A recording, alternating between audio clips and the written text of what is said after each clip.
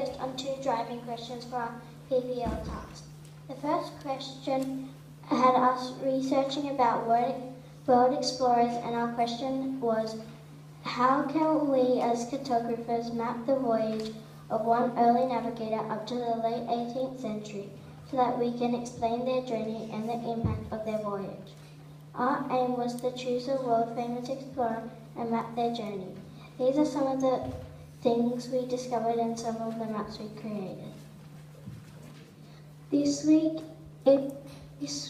term in PBL, we have been working on a famous explorer. Our famous explorer is Abel Tasman. Here are 4 interesting facts.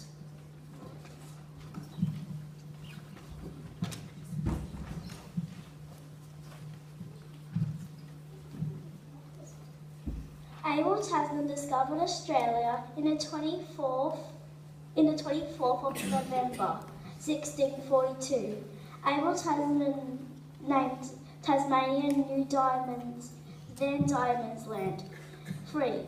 No one knew how Tasman died, but we know that he died on the 10th of October, 1659, aged 52.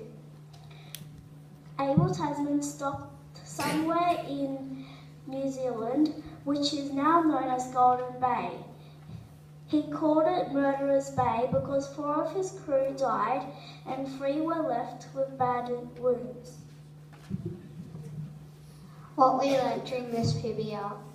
Tegan learnt that there were 3 voyages and she thought that there was only 1. I learnt that Captain Cook discovered that New Zealand was actually 2 islands.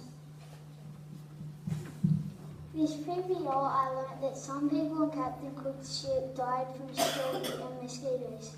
I also learnt that he went to observe Venus crossing in between the Sun and Earth before finding the rest of Australia.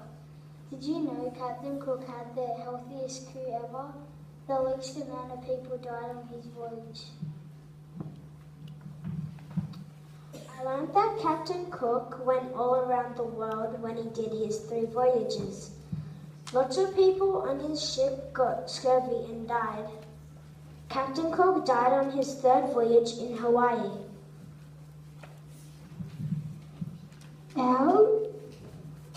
In this video, I learned that Captain Cook's crew got frostbite because it was so cold.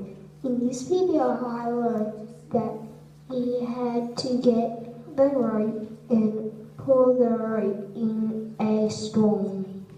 And it was on Captain Cook.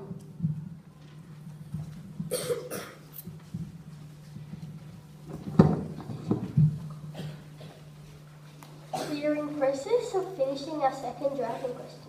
As historians, how can we create a presentation that shows the effects of British colonisations in Australia and on the Aboriginal people?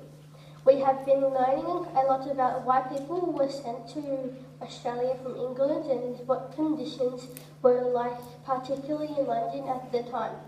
We have also researched some of impacts of the Aboriginal people experienced because of the arrival of the First Fleet. We have been learning a song called Botany Bay. It's a song about the First Fleet sailing to Botany Bay that carried 730 convicts and 253 settlers.